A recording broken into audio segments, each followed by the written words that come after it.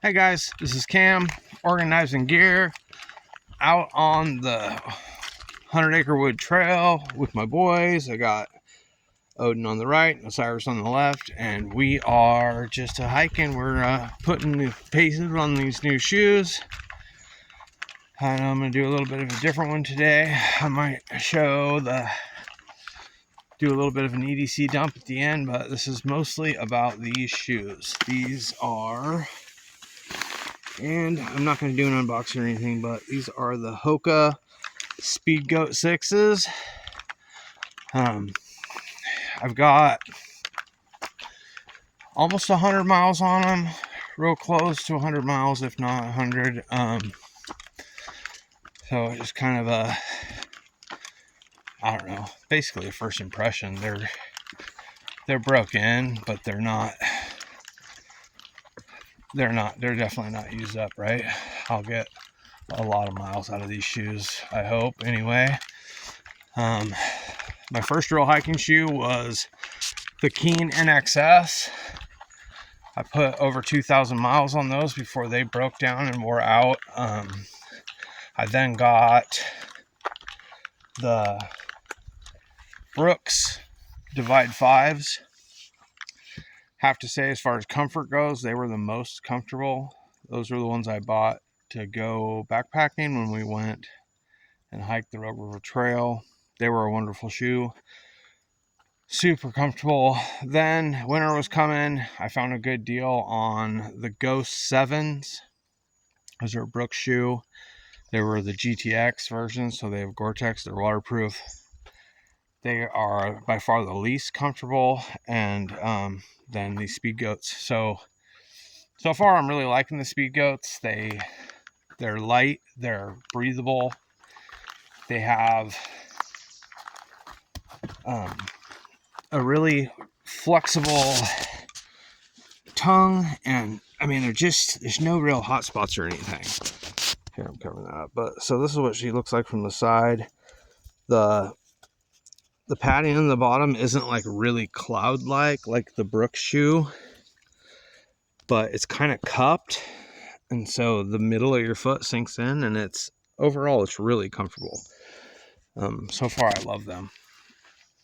So I'm gonna continue to truck in these. I'm gonna see exactly, I'll track my distance and see what kind of miles I get out of them before they start to wear out and before they start to look bad. Especially, my wife still has all those shoes that I just mentioned. My wife still has, and hers are almost all in pristine condition. We did the Rogue River Trail, and hers didn't even get marked up. Granted, she doesn't do the same thing I do, you know. If you guys have watched any of my videos, you guys know I do almost 20 miles a day, if not 20 miles every day, some days more, minimum of like 17. So right now I'm recovering from an umbilical hernia repair surgery, and I still haven't missed my goal. I haven't done less than 15 every day of my recovery. My doctor did tell me to keep walking, so I took that as to keep my walking pace. I don't know if that's what she meant, but I sure hope so. I am going to tie this shoe up. So something that's really comfortable about this shoe, see how thin this tongue is? It's like flexible. It doesn't cause a hot spot. Here, I'm gonna set you guys down, so enjoy that push for just a second. It doesn't ever dig into the top of your foot, I've found. It also doesn't like to fold under, for as thin as it is, it stays really well. Keeps twigs and stuff out. The top seems to be really tight around your ankle, so I haven't noticed debris. I have gone off trail a couple times. I don't notice debris falling in there. They are a little bit of a higher price than the other shoes. I believe that the Divide 5s were 120 or something like that. These were 160. And when you get into the GTX or the waterproof Gore-Tex version, they're all almost $200. So I don't know if Hoka's my brand. We'll see if these just outlast everything then the minimal comfort advantage of the other shoes will be trumped by durability. But we'll see. Like I said, I'll definitely give an update when I'm farther into the process, when they start to really break in and break down. Oh, I hate that I say that still. My wife points it out every time she watches my video. Right? Sorry, guys. So, just to show what I'm carrying, I've got, it's the White River M1 backpacker. They're M1 models, like their flagship, and it's a fantastic knife. That one is in Magna Cut. It's amazing. I'm out here with the dogs with the leash that drags against my pocket. So my front right pocket is the Civivi Elementum. That thin hollow grind does work really well for whittling. Then on my shoulder strap, I've got this. Carried this almost every day since, I believe, Valentine's Day. I think my wife got it for me for Valentine's Day. A little Native in 15V. Love that knife. Holds an edge like no other. It is an absolute beast. In my back pocket, I've got the Military 2. I affectionately call it my give me your wallet knife. And what do I have? Oh yeah, in a side cargo pocket, I'm sure I have something else. Yojimbo 2. I don't know why, just for fun. Let's call that one, like, let's steal Bob DeMarco's phrase and call that my emotional support knife.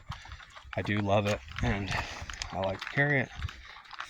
That's for fixed blades. I only have that one on my hip. I have one on my shoulder strap in my backpack, but it always rides there, so we're not going to count it. But it is the Civivi. It's the Trezula design. It is a good knife. It's a good knife. I like having it on my shoulder strap as a defense in case animals and whatnot. It's right next to a little can of pepper spray that is strictly for big aggressive dogs that want to eat my corgis. I will, if they come and if they attack, they will get pepper sprayed first. If that doesn't stop them, then I'll have to, God forbid, then I'll do whatever it takes to keep them from killing my dogs. But my dogs are barky and they don't bite, but they definitely growl and pull when they're on the leash. I've heard it called leash aggressive, and so they want to run their mouths at other dogs, and it causes other dogs to want to bite them. I've described it to people as that they inspire violence in other dogs, and they get attacked fairly often. So they haven't since I've totally loaded down and started carrying my pepper spray. But, it's only a matter of time. It happened like 4 times in a month and a half or something. So I imagine it'll happen again. But yeah, so hiking, the Hoka Speedgoats are an amazing shoe. The tread on them, I guess I didn't talk about the tread. Tread on these shoes is very firm. So on dirt like this and softer, it is phenomenal. You do not slide. It's like you're Velcroed to the ground.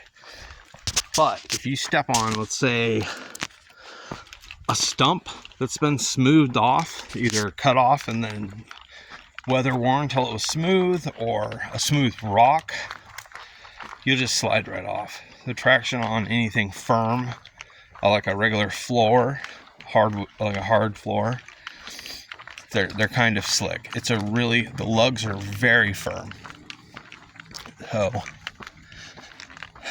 So it is what it is. They are specifically a hiking shoe. I wouldn't try to play basketball in these. My wife wore hers to work in a kitchen, and on a kitchen floor they were very slick. So, for this type of terrain, they're fantastic. I imagine if it was rocky and craggy and they weren't like river rock, it'd be amazing also. So that's all I've got. Next up on my shoe list is the Brooks Cascadias. I think they're the Cascadia 19s that I found locally that I'm going to buy. Can't wait to try those too. They are more comfortable. In my opinion, the Brooks shoes are the most comfortable out of the big brands that I've tried. So, and I've only tried the Keens, Hokas, and Brooks, which when I did research was people's top choices. I mean, not a ton of people picked Keen, but I've always been a Keen fanboy. My everyday shoe is a Keen Austin, and I love them. So, all right, guys, I'm Cam, organizing gear. There's Odin on the right and Cyrus on the left, and we are out. I hope you guys have a wonderful, wonderful day.